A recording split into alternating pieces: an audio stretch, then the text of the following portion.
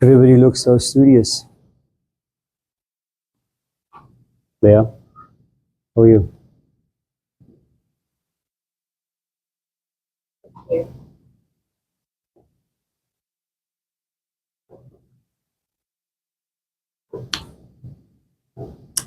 Hello, Sarah. Good morning. What's going on?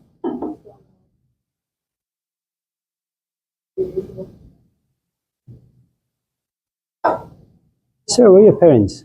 Huh? Your parents? My dad's in Sacramento. Yeah. And my mom is And you have siblings? I have one sister who's also You guys visit? How come you don't move to Sacramento? Huh? How come you don't move to Sacramento? Sacramento's nice. I was there for a while. I enjoyed it. Yeah. There's a lot to enjoy. I think it's an underappreciated place. But I don't like the big heat. That's yeah. Yeah. True. We used to wash cars for 20 years, temperature like 110, 112. You know, looking back, I have no idea how we survived it, but that makes it worse. It only lasts for a couple minutes. Yeah. Too. Tiara, you're good? Why is everybody just here? Brain is elsewhere. That's the brain is elsewhere. Your children are good? Okay, let's, how's your husband? All right, okay. Oh, yeah? So wait, you have one that's 20? So how old are they? Your kids? 5, 11, 5, 11, 16. So how's the 16-year-old? She's amazing?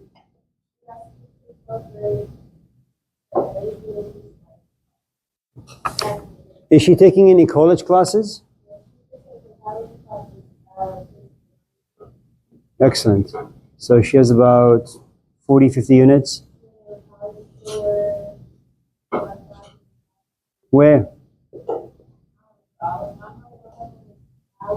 Okay. Yeah, yeah. Okay.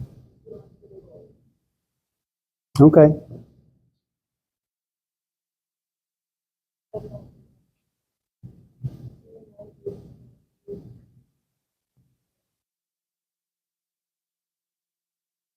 Yeah.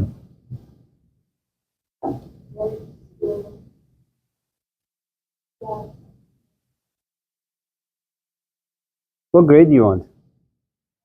What grade do you want? Some people start with an A and in the end they say it doesn't really matter. Yeah? Some people ask, in fact, to be failed so they could repeat the class.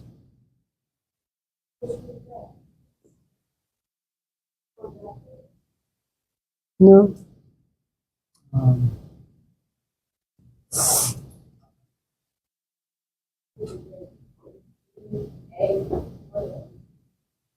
Ah.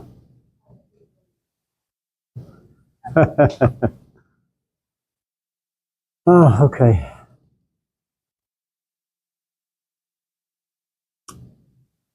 So what do you guys want to talk about today? Anything fun? Matthew, you're here. How are things? Things are all right. How are things with you? Things are good.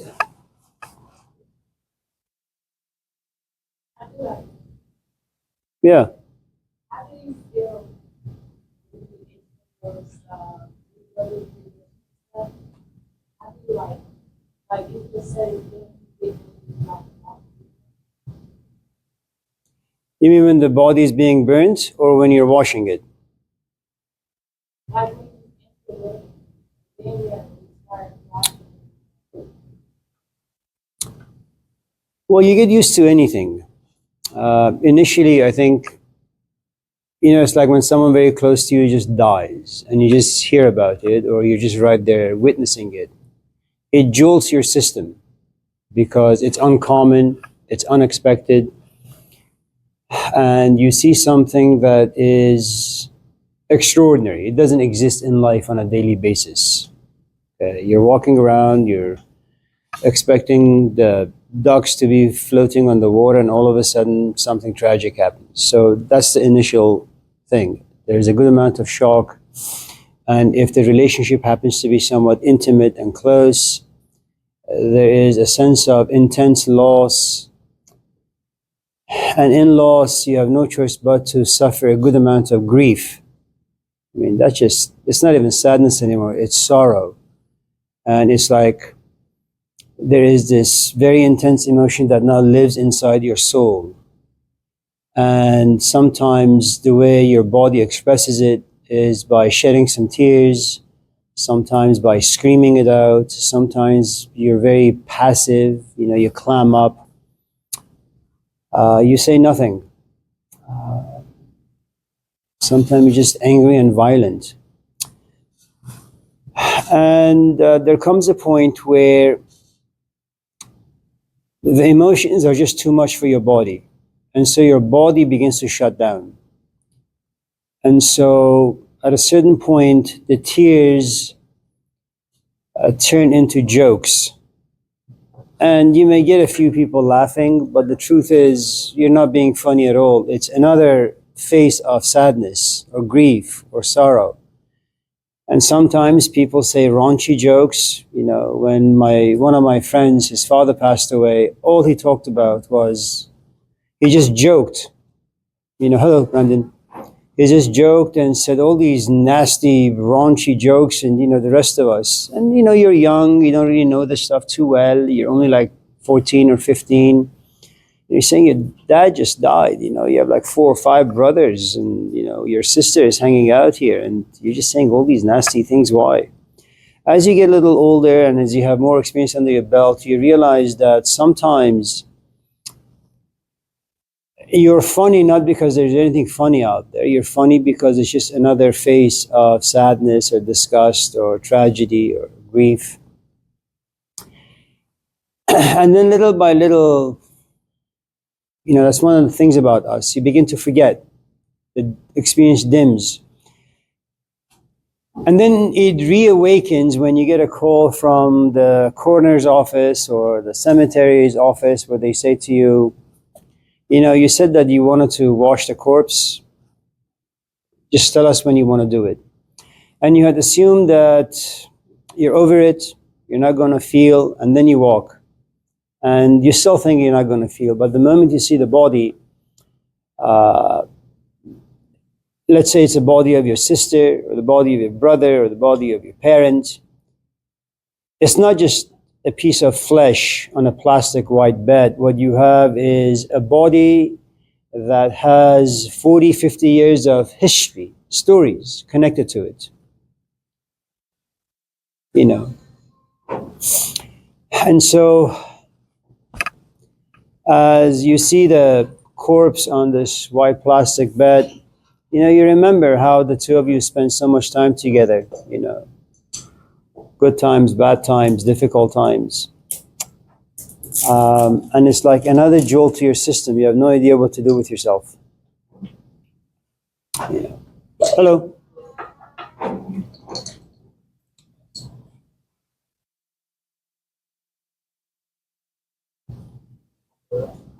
And then one of the ways that you get closure, it's like the movie's about to end, but you just have no idea how the movie's going to end, and your daughter saying, "Mom, it's my graduation, hurry up."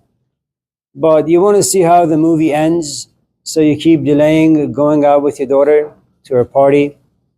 And once the movie is done, once you know how it ends, then you walk away. That's closure. And sometimes washing the corpse gives you a great amount of comfort. You know, it's like you say your goodbyes. It takes some time. And then the next step is, you know, you told us that you don't want the body to be buried, but you want to burn it. So you stand from afar and you watch this body being pulled into this oven or pushed into this oven, and then, you know, poof.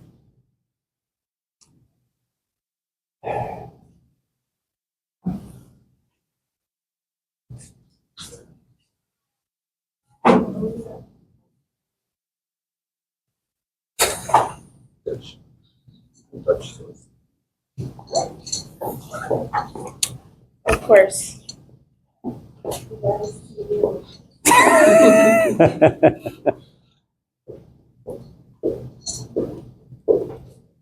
Yeah. Tira, can you, or Stephanie, can you move a little this way? Thank you. Levante, can you move a little this way? There. Thank you.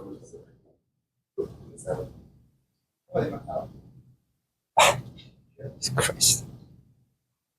So does that do anything for you? You should try it.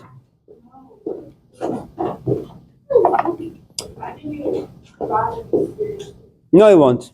You know what I'm going to do? In my will, I'm going to put a footnote. A footnote in my will. I'm going to write your first name, last name. Ask my wife that when she's like washing my corpse, you should be right there. You could just wash my little toe. How's that? And then you can run out. Yeah, you just need to tell me what body part you want to wash. I'm just joking. So, anyone else with anything? Hello, how are you? It's okay. I'm sorry, say again? Nightmares? Nothing wrong with that.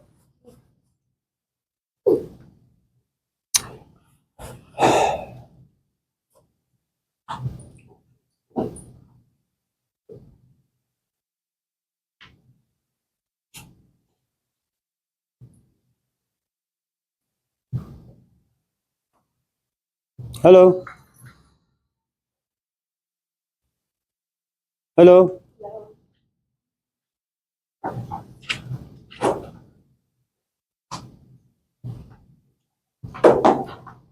I will tell you this much, though, that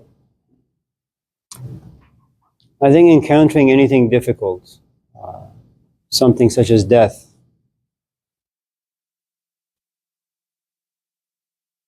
it really does force you to ask big questions. And by asking big questions, usually you have a tendency of asking small questions, like you raise your hand and you say, what's my grade? Or what are we having for dinner? Or what movie are we going to watch? And these are like fun questions, you know, they entertain us for like 50, 60 years. And they give us purpose, they give us meaning. It's like you wake up in the morning and you say, you know, I have class, it's Tuesday at 9 o'clock. That's okay, it gives you a purpose for about an hour and a half. Then you go home, you write your question down, you submit it, then you work on the assignment. I mean, that's a good life. It's a full life, you know, you're planning for your daughter's graduation, what college she's gonna go, you look at the application, you look at the school, where it is, what it is. And let's say, forgive me, God forbid, you go to do a physical checkup routine and the doctor finds a tumor, you know, and says, I'm really, really sorry. I don't know how it happened, but, you know, stage 4 cancer. And it's like all these tiny little questions go away. And then you begin to evaluate life, you know, what you're doing, how you're spending your time, who cares about the dinner, who cares about a stupid class, who cares about assignment A, B, C, or D. And then you tap into something very, very special, very grand, you know. I mean, right now I'm just amazed by Rhett's hair, but upon death, I wouldn't care how it looks. You know. Did you shake your head? So, that's true.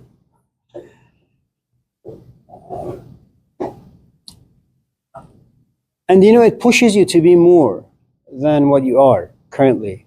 And it's devastating because, you go home, there are your tables and chairs and your sofas and your TVs and your cookware, and death comes about. And you walk in your house and you feel as if someone has robbed you. They have taken everything. And you open every cabinet and there is nothing there. And there is no place to sit, the floor is cold. And you have all these emotions, but you don't know where to put them. And you want to cook something, but you don't know what to cook and how to cook them. And that's what, the presence of death will do to you. It's like it jolts you, it says, do something, and then you say, like, do what? And then you realize how poor you are in thinking, in being, that right now in class, things are very comfortable for you. So you say, I'm very spiritual. I'm a philosopher. I'm a this, I'm a that. And then something devastating happens and it steals all of your assumptions. And then you realize, oh, you know what? I thought I am this, but I'm not. So it's a difficult cross to carry, that's for sure. So good luck. So should I put you on my will or no? I mean, it's up to you. That's part too. Well, Not just the one. No, it's just a pinky, that's all. Yeah. Can our identities exist independent of achievement, or is every portion of our identity a reaction to the need for validation?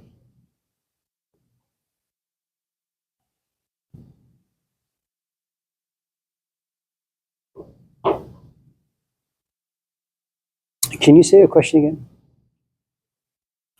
Did you guys hear your question? William?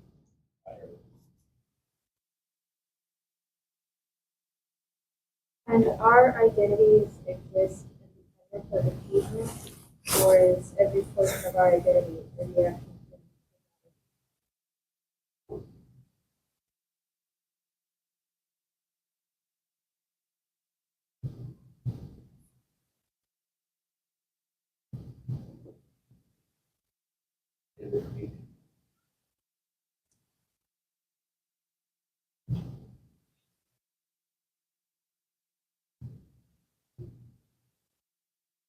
Leah, let's say you're a year old and you have a sister who's 3. And you see your sister running around, and you see your sister holding the doorknob, turning it, opening it, and you see her opening the fridge and taking things off of the shelf. But you're only a year old. It's difficult for you to walk, much less run. You're far too short to reach the doorknob. But you see your sister and you compare yourself to what she can do and where she is and who she is. And there is this envy that takes place inside you. You want to be like her. You want to be as independent, as autonomous. You want to do what she can do. You want to run the way she runs. And you want to turn the doorknob the way she does. And you want to open the fridge and take things off of the shelf. And you know what that does? Without you being aware or conscious of it, it creates inside you a good amount of envy, jealousy, anger. So, despite the fact that you can only just turn and twist, you help yourself to stand with a great amount of effort, just because your sister can do it so effortlessly. And then after a week, you realize now you can walk. And after a couple hours, you realize you can run. You know why you can do this? Compare and contrast. You compare yourself to your sister and you feel bad for your place. And that motivates you, inspires you. It makes you feel bad, incompetent, deficient in many ways, And so one of the nice things about having a sibling is that you realize, especially an older one, you realize that they can do things that you can't do. And that just upsets you. And so you push yourself to be like them. Fast forward, you realize that you're a dropout. Your sister has a bachelor's or a master's or a PhD. You look yourself in the mirror and you say, damn, I'm a loser. And the truth is you are. And you realize your parents, for whatever the reasons are, they have dismissed your passions because you just end up nowhere all the time. And they pay special attention to your sibling. And you hate your parents for that. And you hate your sister for grabbing all of their attention At a certain point, you say to yourself, you know what? I want to be like her. I want to be somebody. And regardless of your issues, your past, your addictions to certain emotions, you, with a great amount of effort, again, because you resent your sister for being who and what she is, you pick yourself up, take a few classes at Laney, you say, man, these classes suck. And every time you want to drop out, your sister's face comes to mind. So you know what? I'm not going to let her have all the fun. I'm not going to let her have all of my parents' love. And you fight for that. Time passes, and now you have a bachelor's degree in whatever. And then one day your sister comes in and says, bachelor's. I have a PhD or a master's. A bachelor's is nothing. And that pisses you off some more. Your parents are proud.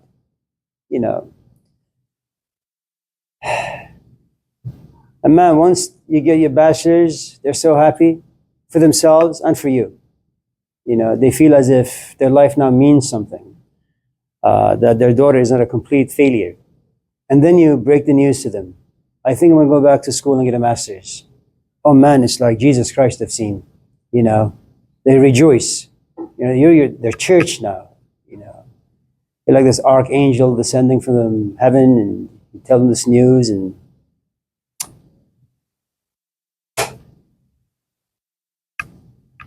now you have a master's.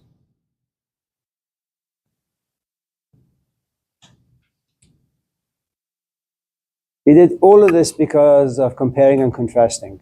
But you compared yourself to someone who has things that benefit them in life. And that becomes your identity. I'm a lawyer, I'm a professor, I'm a this, I'm a that. Then there are these moments of, I don't know, we all have them, they're just not very long lasting, where you say to yourself, yeah, I'm black or white or brown or yellow, I'm red, I have a master's or a PhD, I'm rich, this, that, married, a mother, a father. But you kind of feel hollow. You feel empty. Do you know what a reed flute is? Anyways, so I say that because, do you know who Rumi is? So there is this Persian poet around the 12th century. He was full of himself. At the age of 23 at a school, and in fact the entire town of maybe 500-600, they were all his students. He meets this guy. He's about twice his age. He makes him feel empty and cheap and worthless. And the presence of this old man removes his identity. And remember, identity is a social construct, and it's not a bad thing. It's kind of like the movie The Matrix, if you've seen it. It gives you purpose, it gives you passion. Consider, for those of you in this class who don't like your parents, that's an identity that creates for you a great amount of emotions. Those emotions send you a therapist office, and you talk endlessly about your issues. And the nice thing about the reed is the following, Leah. Initially, it's full. When you look inside of it, the exterior is hard, the interior is just clogged up. It's like a sewer system that's clogged. As the reed matures, grows, little by little, these things inside it that's so solid, they become wax-like. And little by little, they just disappear. It becomes hollow, empty. And then someone with a special knife cuts it, takes it to a shop, drills some holes, and then breathes into it. And the noise, the sound that comes out of it, it's beautiful. It's really sad, but it's beautiful. Now, I think human beings are for the most part the same way. You have all these experiences, and these experiences put stuff inside you, and you think you're those stuff. And then one of the nice things about death, or one of the nice things about meaningful experiences, is that everything that life has put inside you is taken out. Now that's a good poverty to have. You look inside and there is nothing you can latch onto. Do you get sad? Yeah. Do you get depressed? Yeah. Are you purposeless? Yes. Is there anything out there that's interesting, exciting, inspiring? The answer is no.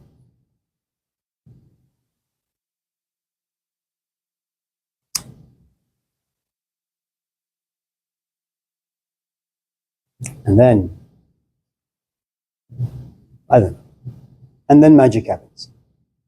You run into a Socrates or a Jesus Christ or an Angela Davis, and they say, well, interior, your inner world is passive. You have nothing in it. Nothing means anything to you. But at the same time, because you're empty, you're receptive. And Angela, sits you down and begins to talk to you. And you really enjoy what she has to say. And at the age of 20, you look at Angela and say, you know what? I want to do what you've been doing for the past 70 years.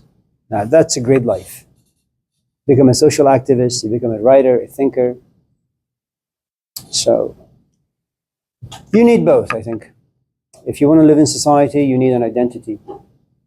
But, once you get home about 5 o'clock, there was this show on TV, a documentary. It's called Color of Fear. This Asian man had a restaurant in San Francisco. His parents did. And a couple of black kids go in there and shoot the father. He dies. And he says that his mother tried for many, many years to force him to hate people of color. And he refused. And when he got to be a little older, he said, you know what, I'm going to create a documentary called Color of Fear. And so in this documentary, there were 2 Hispanics, 2 black folks, 2 white folks. And there was this black guy who said something really, really interesting. One is very animated, and you should watch the documentary. It's a great show. It's about an hour and a half. But this black guy says, you know what? I work for this company. I make $5 million an hour. I have to wear a suit and tie. But when it's 5 o'clock, I get in my car and I want to be black again. I remove my tie. I remove my jacket. I want to go back to my heritage. And that's a great amount of awareness to have, that you live in society. Society demands certain things from you. You're in this classroom. I don't care if you like me. Have a nice body language. Be able to pretend, because that's how relationships are. You need to pretend. You're not going to like your companion all the time, but you need to pretend as if you do. Otherwise, you're just going to be alone for the rest of your life. And then you also need to be aware of the fact that in life you have to wear masks from 9 to 5. Once you go home, take off the masks. If you have become somebody, if you've attained something, if the sort of identity you want to have outside of the social construct, good for you. You're a very rich human being because you have the best of 2 worlds. If on the other hand, you're kind of lopsided, without your wife calling you a professor or without your husband calling you a lawyer, then there are some issues. I don't know if I answered your question. I don't even know what your question was. Leah? Your thesis is like $85 on Amazon. If My buy what? Your thesis, it's like on Amazon. Email me. I'll send it to you. Yeah. Yeah. Don't pay for books. Some books are really, really good because they can not replace, but just in case you don't have a mentor or a teacher, they can take the place of a teacher or a mentor for a short while. But at the end of the day, if you want real change, you need a living, quacking human being. Because there's a reason why people go to a therapist shop. They've read enough, thought enough, felt enough. At a certain point, they say, it's just not enough. I need someone that I can see with my eyes and hear with my ears. So, yeah, just send me an email, I'll send it to you. And then your other books as well. Jesus Christ. Yeah, send me an email. I'll send you all of them.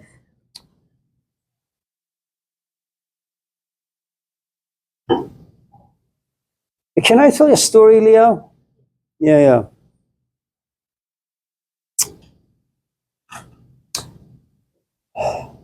There are these 2 lovers, Leah, but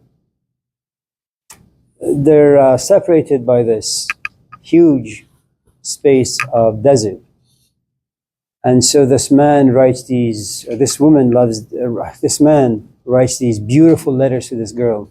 Oh, I love you, and you're like this, and you're like that. And every time this woman opens, one of these letters and reads, she likes has these emotional orgasms. Oh, it's so beautiful. I've like grown wings. I can see God. And then one day this man writes a letter and says, you know what? I actually have the money to come and visit you. And the woman says, oh, that's so exciting. I look forward to it. So he gets, gets an Uber, and it's like around the 13th century. And yeah, Tiffany, and it drives to this woman's place and sits next to her, looks at her, and then looks at her and says, you know what? It seems like when I write you letters, I feel closer to you than up close and personal. And the woman looks at him and says, I don't really think you know how to love well. You've been writing letters for all these years, wanting to see me. Here I am. It seems to me that you're in love with your writing than you are with me. And so she grabs a knife and stabs him. I just gave you like an Auckland version. It's an upgrade. So, that's a bad joke. My apologies. What's wrong with you people? Half of us are. Yeah, I understand. So,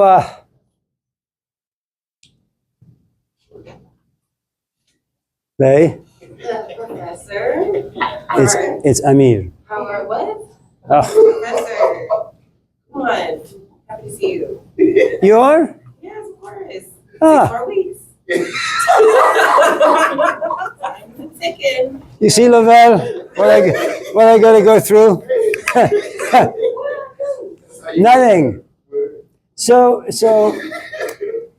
I guess yeah, send me an email. Yeah. Oh, wait. Yeah.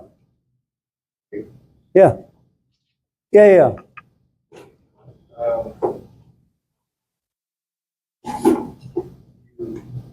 always talk about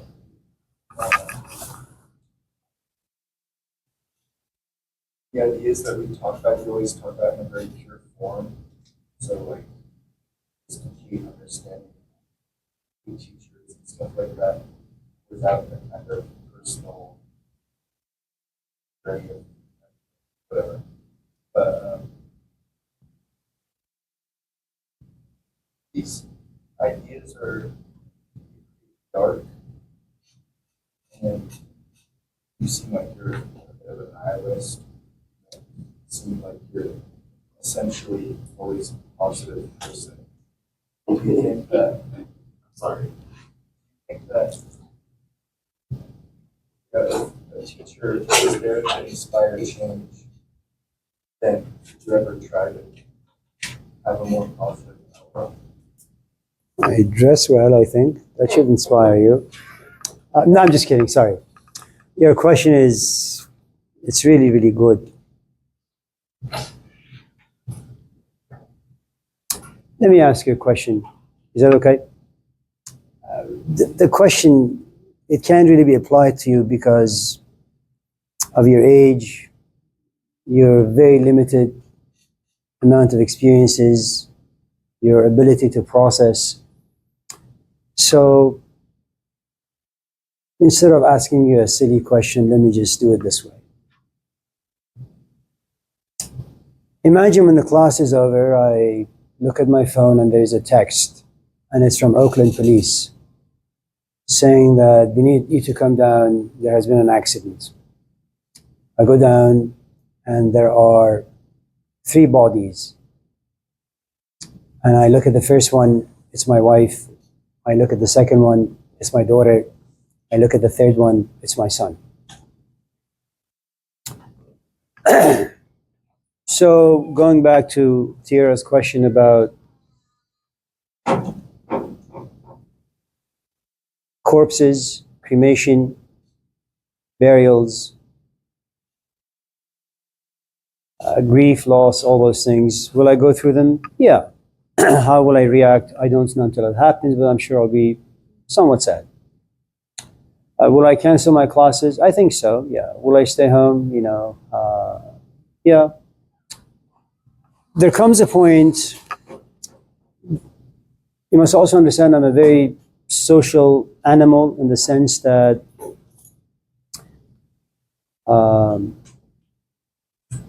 I like to be around people, specific kind of people. Let's just say at a certain point, I say to myself, Amir, you're getting a little older, you're getting a little sicker. It's not a bad thing to find yourself a companion. Right? Now, I don't go out, I don't party, I really keep to myself.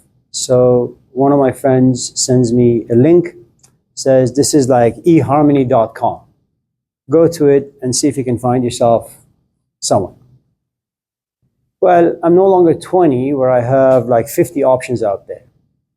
I've been in the classroom for the past almost 35 years. I've been doing philosophy and religion ever since I was like 10. And so there are only certain things I can find myself being interested in. So my options are very, very, very limited. So I look at like 1,000 profiles out there and I only find half of a human being that's interesting. My mom calls me and says, Amir, why are you such a nihilist? Go out there. Give people a chance. I say, Mom, I am looking for specific things in people. I can't find them. And you realize that when you approach a dating site, for example, for someone like me, no longer young, and I think myself to be a novice thinker. I reflect about things, the best ability I have, as much as my capacity allows. I'm not very deep, but I try to think about things as best as possible. And I say, Mom, I try to look for the best in people when I look at these photos and profiles, but they just suck. And you realize my nihilism is not because I'm dark and gloomy. My nihilism is because I'm not finding what I'm looking for. An 18-year-old, whenever they hear that there's a party out there, they jump into an Uber and they go. And they have a great time. And that's great. That's one of the wonderful things about being young. Everything under the sun becomes an option. But imagine for a moment that as a child you have been abused by your parents. You've been beaten up, for example. And now you want to go out there and find yourself a companion. Well, you're going to pay close attention to his or her behavior, the way they speak, the way they drink, the way they, whatever. And you realize that everything, like a microscope, you put everything under a microscope. And someone comes to you and says, what is wrong with you? Give people a break. And you say, no, my past limits me from that. And so the point I'm trying to make is that no one is a nihilist. When the Buddha, for example, comes out and says life is a tragic event, when someone like Jesus Christ argues that there is nothing down here worth pursuing, when Muhammad says your entire life you should be a social activist, when Moses says find yourself a promised land and then lead your community to the promised land, what these people are saying, yeah, I know there's a party out there somewhere. I know you can go out and have a good time with life. You can get married and have children and make lots of money and be on YouTube and Instagram. But that's a very cheap life to have. And you realize what these people are saying is that about 99.9% of life is just a waste of time. And rightly so. Why? Look, for the longest time, I'm very much like you, Rhett. I never imagined that I'm one day going to look myself in the mirror and be forced to look at my beard as all being gray, having wrinkles, going through a triple bypass, waking up with aches and pains. And that's what Confucius told us some 3,000 years ago. That, human life is short. And given the fact how short human life is, you need to be very careful how you want to spend your time, how you want to spend your energy. And the moment you begin, going back to Tiara again, her question, the moment you begin to reflect on these things, you say, okay, what do I do now? What should I speak about now? Where should I go now? And you realize that for someone who doesn't think, everything sounds good. For someone who knows how to think, everything just smells bad. There is nothing wrong with being biased, as long as your biases and prejudices are educated. Yeah. That when you were first introduced to these ideas at a younger age, where you talked about your teacher saying that you found some ideas were somehow authentic to you because you thought that they would lead you to some kind of personal growth, but by the time that kind of developed and got there, you realized after yourself. There are a couple of things.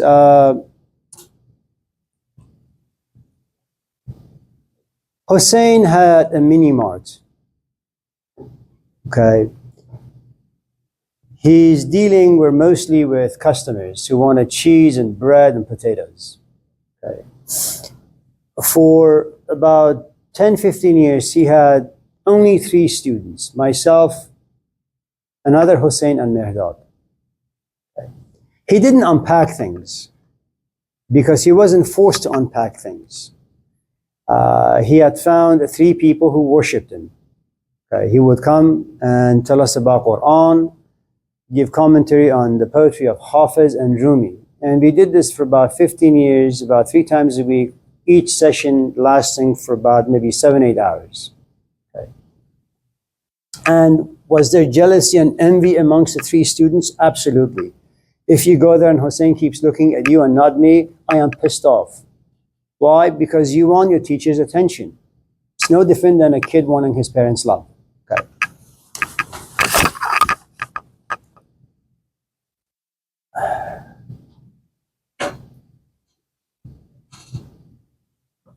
Hussein never told this other Hussein. So 2 Husseins.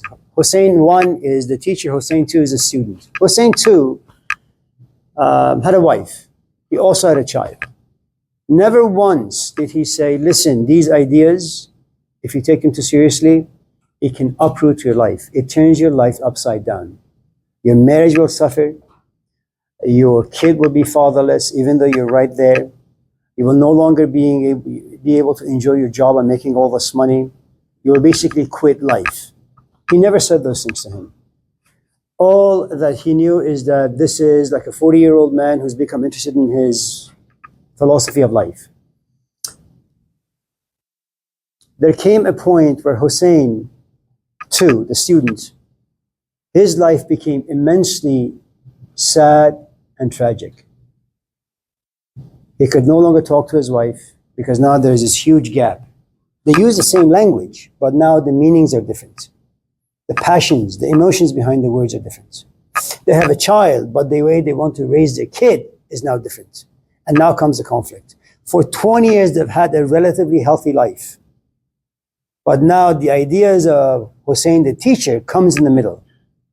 Okay. Now, once you fall in love with anything or anyone,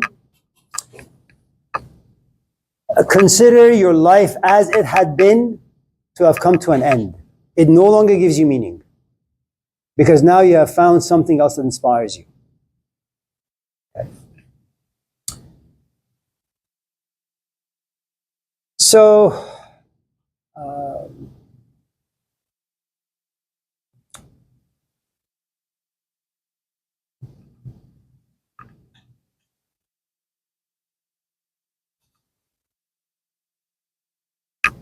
So it's basically like the story of Oakland and the letters he told. The guy falls in love with the girl who's sending letters. And once he meets that person, he realizes that he's in love with his friend, and then once that happens, he gets stabbed. I'm sorry, say again. It's basically the same process.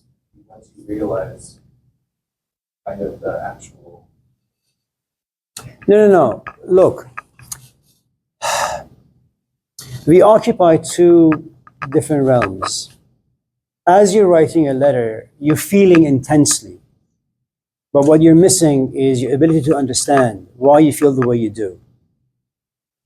Okay. What the girl demands is, you're here, you want to see me, and you want to spend time with me, and you want to marry me. Well, I need to know that you understand what you're doing. And the guy realizes, well, in writing, you sit back and you open your laptop and you can edit for the next 5 hours. When you actually see someone, you have emotions inside you like a tornado, and language falls apart.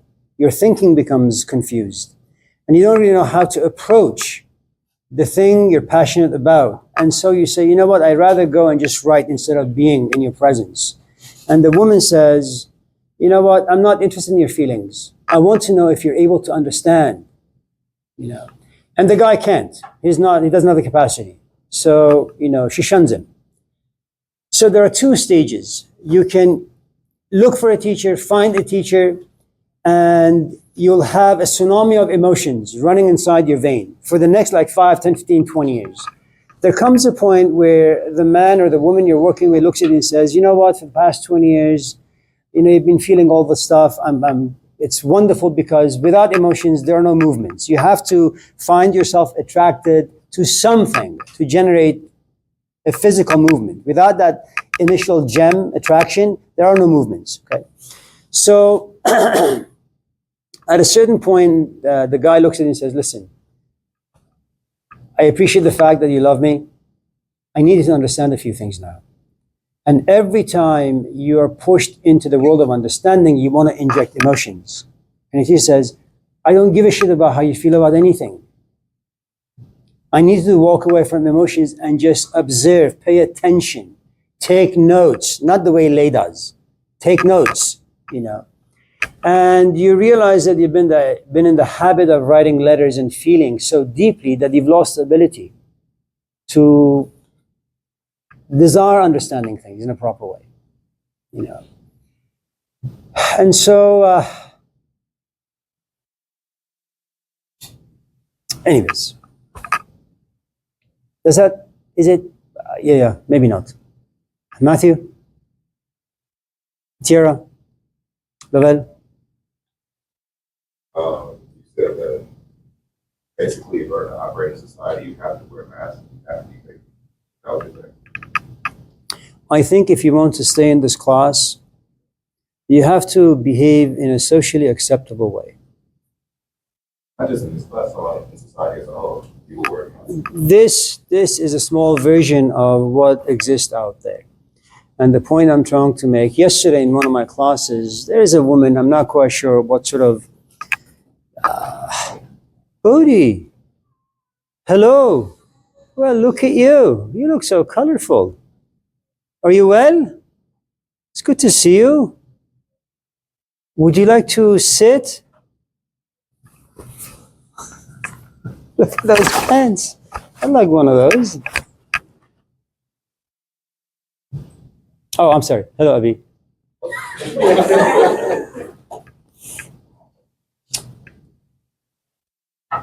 So we had a student in class yesterday, and you were there, Esmeralda, no? She just says stupid things. She doesn't raise her hand. She just blurts out stuff. And so yesterday, another student became really, really upset. And so you almost had a fist fight in a classroom. And what you realize is that you have a woman, for whatever the reasons are, she just feels herself to be very special or very unique, has these great insights into how the mind of God works. So she just opens her mouth and says nonsense. And you realize if you're not careful, you no longer have a class. You just have to go to your boss and say, you know what, I just have to either drop her or just cancel the class altogether. So,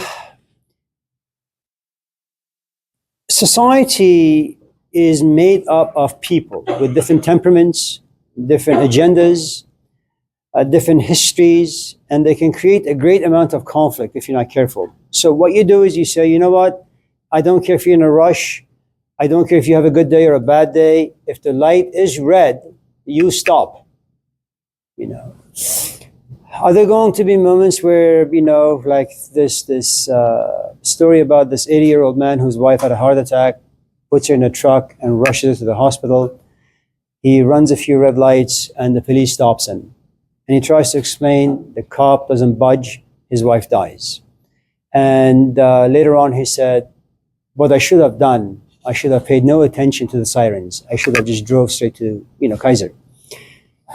the point I'm trying to make ultimately is, for good or bad reasons, society has certain do's and don'ts. If you don't want to be chewed and then trashed, obey certain things as much as you possibly can.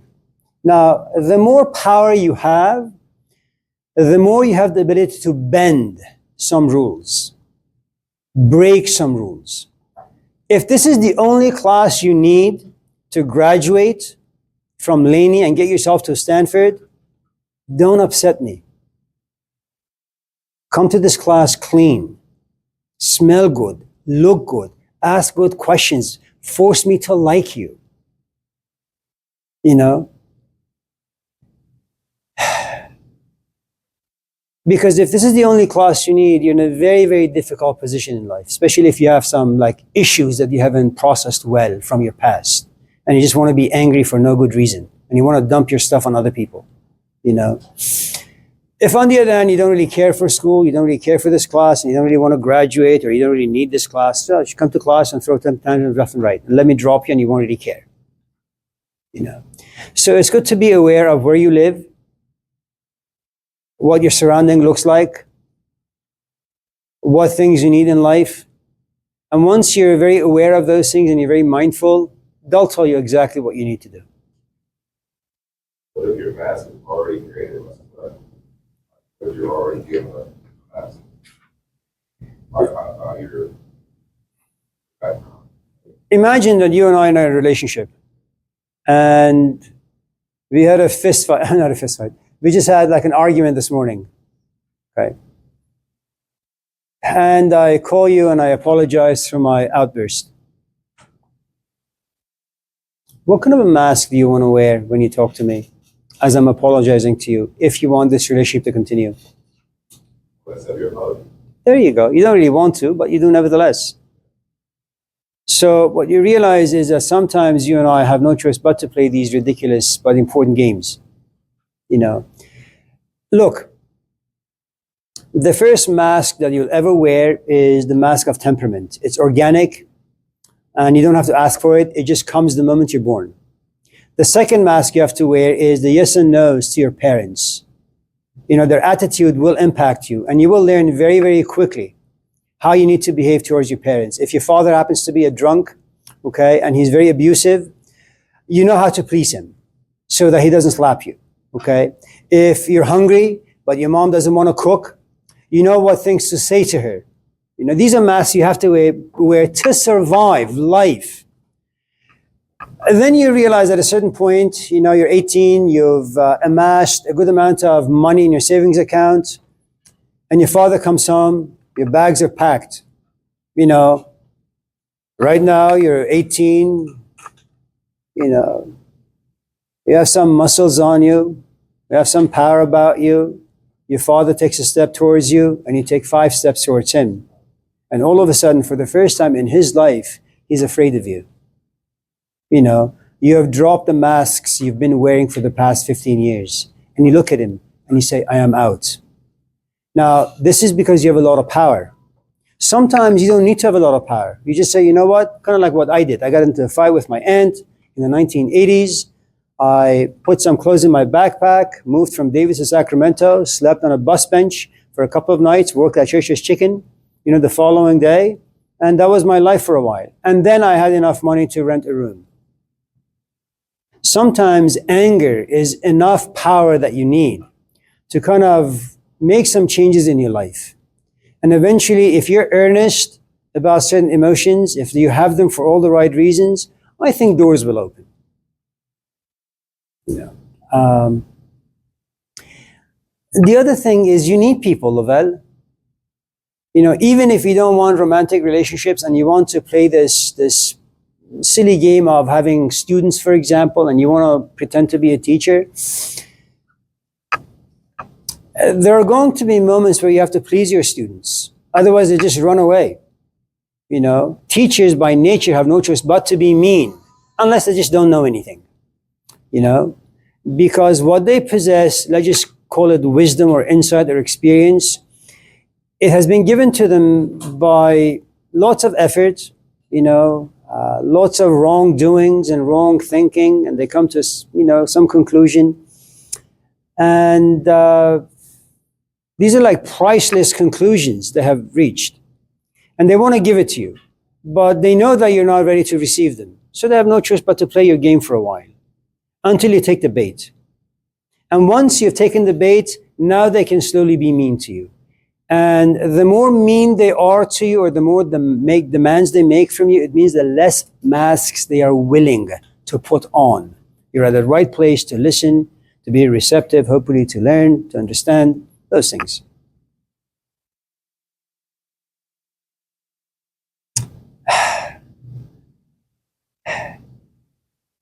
I mean, if you want to finish Laney level, you need a chemistry class and a stats class.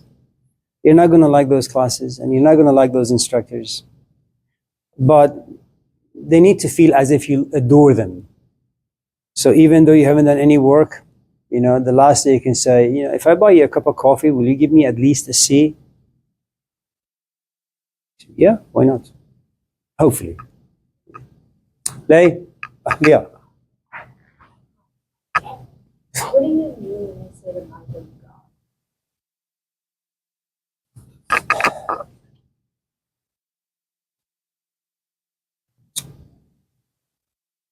Nietzsche has this interesting idea, and I think for the most part it's very accurate. And you don't have to read Nietzsche, you can go back to the Garden of Eden story in Genesis. What is it about us that sometimes desires to listen to the serpent? And what is it that the serpent asks? That if you take a bite of that particular fruit, and once you chew and once you swallow the juices, you know what's going to happen? You will have the knowledge of good and evil inside you. You know how long it took you to learn how to do multiplication? Or learn the alphabets? You had parents, you had teachers who worked with you, day in and day out until you're able to memorize the alphabets. Look at you now, and you realize that you no longer need your teachers in your first or second or third or fourth grade. You know the alphabets by heart. You can put the alphabets together to make words. You can put the words together to make sentences. You can make paragraphs, and eventually you're going to write your own book. And so I suppose if you're able to process things the right way, you don't need to refer to the Bible. For those of you in this class who have ever graduated from, a therapist's shop, what you will have at the end of like 5 years of meeting with this person is that you can actually therapize yourself now. You don't need the voice of another human being. Now you're able to kind of catch yourself, observe yourself, take some mental notes, and then correct some behaviors. Initially it's going to be minor adjustments, then it's going to be major. And when someone asks you, well, why don't you go and talk to a therapist, say, I am my own therapist. But it took you about 10 years' time. So does that make, I don't know what the mind of God is. I don't even know if there is a God. All I know is that you're talking about a container that's filled with insight and wisdom and creativity. If you can have that, then you're it. Yeah. Okay. Leslie?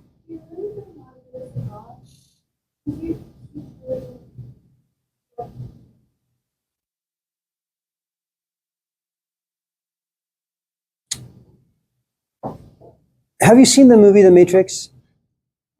Okay. One of the most important, I think, messages in the movie, and I don't know if the messages are intended for us or just, a ridiculous movie. I think the only thing that, look, imagine for a moment I like you, and I don't know if you like me the way I like you. I can't force you to like me. The best I can do is take you to a nice restaurant, have a soft-spoken voice, that when you come to my house, the house is tidy. All I can do is I can create an environment, and that environment hopefully will inspire you to like me. all that a good teacher can do is create an appropriate physical space. That physical space will create some emotions about you. And hopefully those emotions will be positive and then inspire some positive thoughts. And once you become addicted to the physical space, to those thoughts and emotions, then you're hooked. Okay? I don't know if there's a God or not. What I do know, though, is that all of us in this class have moments where we are creative and we don't know how it happened. Where we are inspired to have a genuine thought and we don't know how it happened. All you know is that you have grown wings from nowhere. You know, it's like you're driving down the road and it happens to be cloudy, it happens to be raining. For some strange reason, the rain and the cloud and the darkness and your mood, they all come together. And there is this piano music in the background. And all of a sudden, tears begin to roll down, you know. And it's like the small questions go away. They're replaced by big questions. You don't even care for the answers, but you like the fact that there is this very unique kind of sadness about you. And then after like a few seconds, it just disappears. And you say, man, how the hell did that happen? I want it back. So you wait for another rainy day, another cloudy day, another piano music, and you go for a drive, but it doesn't come to you. And I suppose those moments of magic, that's, I suppose, the only way you can describe, you know, dimly. I think the Jews had it right. I mean, that's perhaps the only thing they had right, really, was that you should not contaminate God with images or with language. Just keep your mouth shut.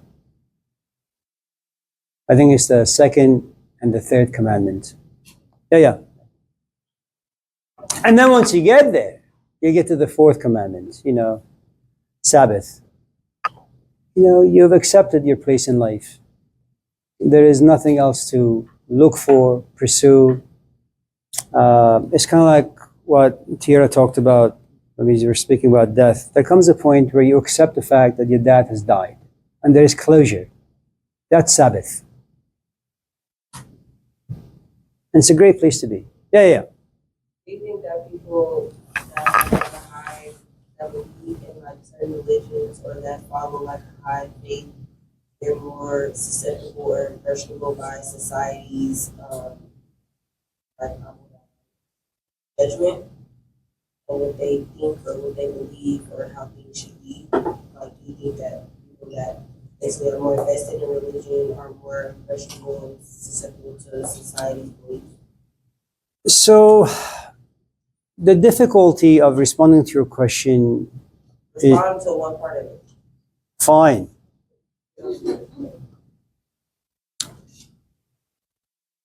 Because people are at different stages of maturity, their definition of religion is going to be different. Let me give you an example.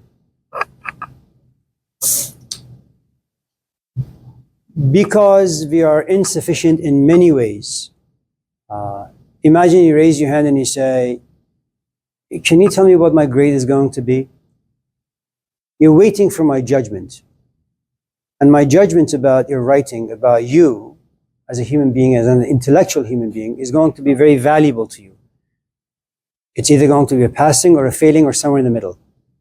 Okay? You need my approval. Then that's one way of looking at it.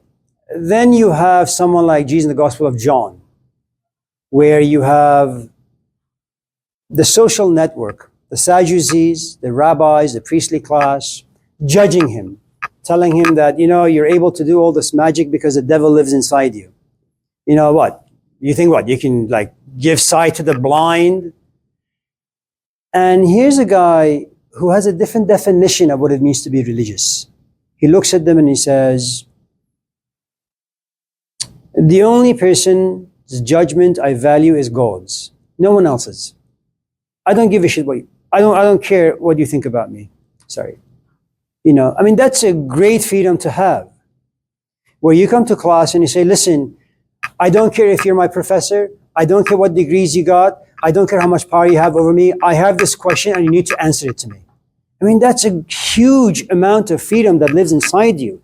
That there is this thing inside that says, you know what, I want to know. Now, the rest of us have no choice but to play a game, you know. And so you look at you as a student, you say, man, you know, Lay speaks with a great amount of authority because she believes in her position.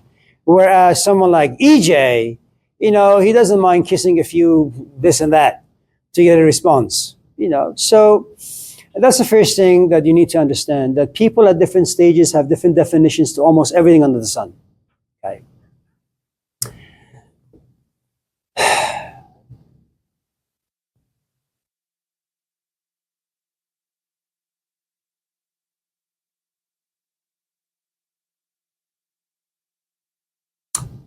Second,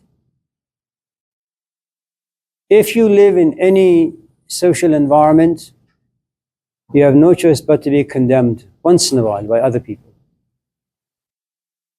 I don't have any friends, and I don't go anywhere. But I call my parents like 4 or 5 times a day just to make sure they're alive. And so yesterday when I was talking to my mom, she begins to harass me. What's wrong with you? After all the books you've read and all the things you said in your classes, how could you be so dumb? She makes me feel like 2 inches tall. I say, yeah, Mom, you're right. I'm sorry. And you realize that, well, you know, she's made an assessment and it happens to be quite accurate. She judges you, and it's a good judgment. It makes you feel bad about, you know, yourself. And so, you know, being judged by people is not a bad thing. The only question is, you have to choose the sort of people you want to give power to judge you. You know, a 2-year-old, they can say, oh, Auntie Lay, you suck as an auntie. You know, sure, I mean, you're never around and that can make you feel bad. But if your companion, you know, gives you a pretty accurate assessment of who and what you are, that could be pretty damaging. And that's a good assessment because she or he wants a good relationship with you, but you're unwilling. And so they demand some changes, but, you know, you're a little lazy.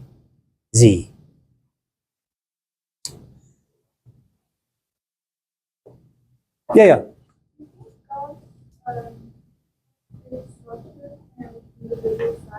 I'm saying this because people throughout history have created their own gods. Even who wants to say that they don't believe in God, they have other gods that aren't necessarily related to the word that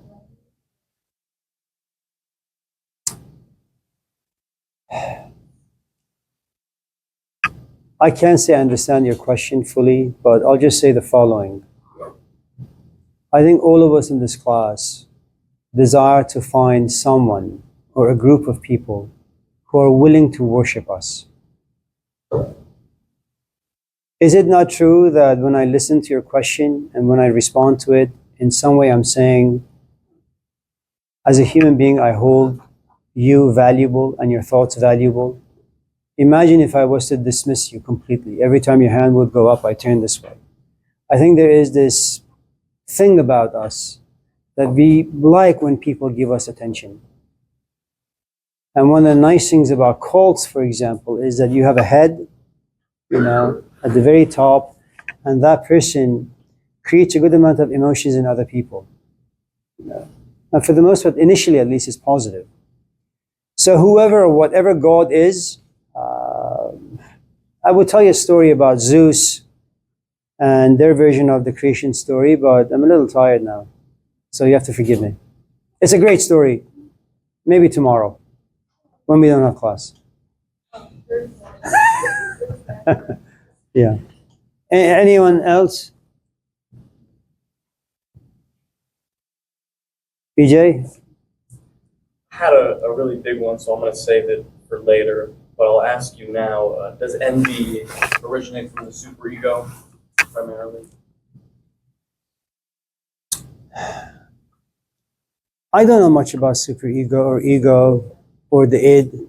I think those are irrelevant. You don't have to be a scholar in Freud or Freudian philosophy or psychology. Some of our greatest heroes have been those who have had the most envy and the most amount of resentment. I mean, consider for a moment Karl Marx. And up to the 1985 or so, I think 80% of the world geared towards communism. That's how powerful his ideas were. I mean, that's a huge thing, okay? Now, one of the things that you understand about Karl Marx and the amount of envy and resentment and anger that he had on the inside, because he would walk around and see a lot of poor people, but he couldn't help them. He himself was very poor, not even have enough money to buy a coffin for his 2-year-old daughter or maybe 6-month-old daughter.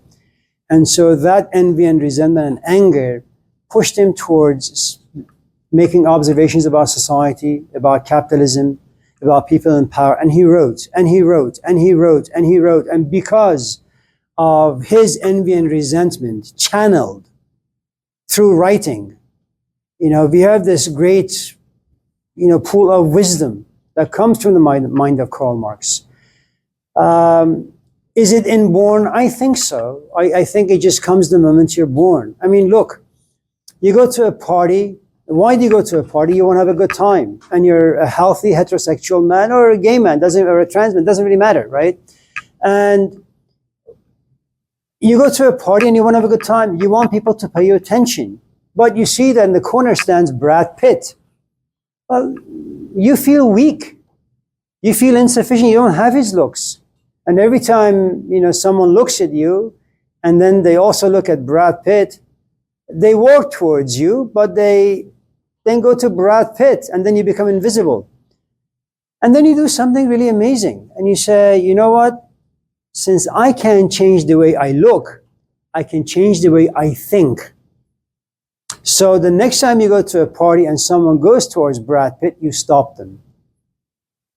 And you say, like Socrates, there is inner beauty and there is outer beauty.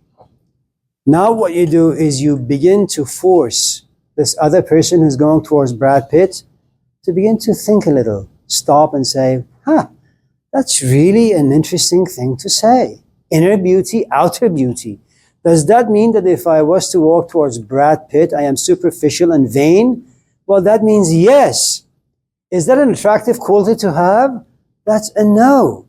So maybe I should hang out with EJ, even though every time I look at him, I want to puke because he's so ugly, right? But why don't I just hold my puking and see if there is any inner beauty? And lo and behold, you keep talking with your wonderful tone of voice like Lovel's. And little by little, you realize that this person who is about to puke all of a sudden becomes interested in the way you think and the way you speak. And something interesting happens. An ugly man like you, all of a sudden, becomes even more attractive, more attractive than Brad Pitt. How is that possible? That the power of thinking and the power of speaking can actually transform the way people look at the way you look. Confidence is key. What is wrong with you? The point ultimately I'm trying to make is that envy is really good. Is it true that envy can lead to anger that can, eventually lock you up in prison for the next 50 years? Absolutely. Can it turn into rage? And can rage turn into physical violence? Yeah. But can resentment also turn you into Jesus Christ? Absolutely. Much of it is really your environment and luck. So don't be a Christian, like say, no envy, no jealousy. No, have a lot of them, But then at a certain point, you need to have the right tools to baptize those emotions, envy and jealousy. And once you baptize them, you Christianize envy. And you make jealousy into a Christian emotion. And it can benefit you and your community. And it's a great thing to have. Matthew. Devontae. Brandon. Tiffany. Red. Leah. Red. 10-16. Right. Well, it's good to see all of you.